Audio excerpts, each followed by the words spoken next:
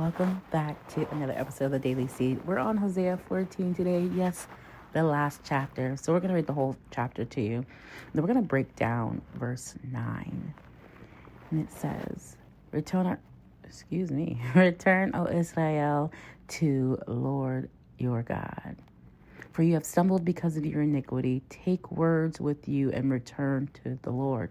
Say to him, take away all iniquity and receive us graciously, that we may present the fruit of our lips. Assyria will not save us. We will not ride on horses, nor will we again say, our God, to the work of our hands. For in you the orphan finds mercy. I will heal their apostasy. I will love them freely, for my anger has turned away from them. I will be like the dew to Israel. He will blossom like a lily, and he will take root like the cedars of Lebanon. His shoots will sprout, and his beauty will be like the olive tree, and his fragrance like the cedars of Lebanon.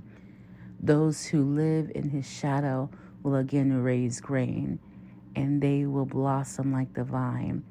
His renown will be like the wine of Lebanon. O Ephraim, what more have I to do with idols? It is I who answer and look after you. I am like a luxuriant cypress. From me comes your fruit. Whoever is wise, let him understand these things. Whoever is discerning, let him know. For the ways of the Lord are right, and the righteous will walk with them, but the transgressors will stumble in them. Oh, man. Again, he's showing his mercy, he's showing his kindness, he's showing his goodness and his patience with us, even in our fallen state. So it takes us to Psalm 107:43. It says, who is wise? Let him give heed to these things and consider the loving kindness of the Lord. Then Jeremiah 9:12 tells us, who is the man that may understand this? Who is he to whom the mouth of the Lord has spoken, that he may declare it? Why is the land ruined, laid waste like a desert, so that no one passes through? Then Psalm 11:7-8 says, the works of his hands are truth and justice. All his precepts are sure. They are upheld forever and ever. They are performed in truth and uprightness. Then it takes us to Proverbs 10:29. It says, the way of the Lord is a stronghold to the upright, but ruin to the workers of iniquity. Zephaniah 3:5 says, the Lord is righteous within her. He will do no injustice. Every morning he brings his justice to light. He does not fail, but the unjust knows no shame. Isaiah 26:7 says, the way of the righteous is smooth, O upright one, make the path of the righteous level. Then Isaiah 1:26 tells us, then I will restore your judges at the first, and your counselors as at the beginning. After that, you'll be called the city of righteousness, a faithful city. My God is so merciful and kind to us, the way that he just takes us back. It is never too late to repent and turn back to God and to be restored to our rightful places as heirs.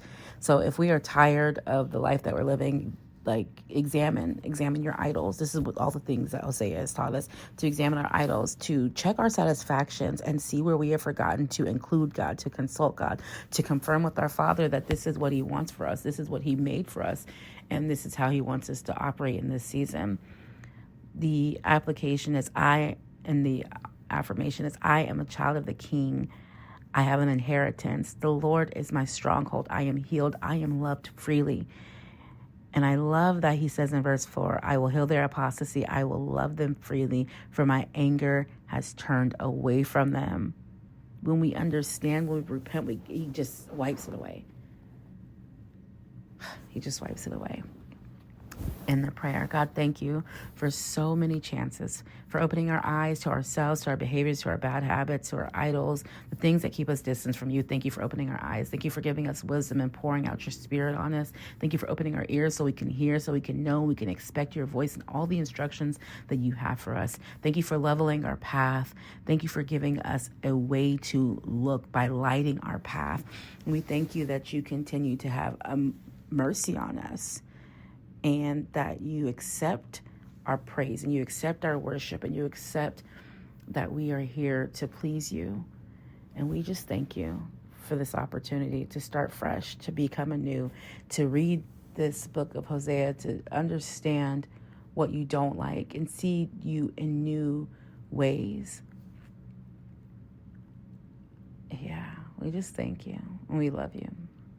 In Jesus' name, amen.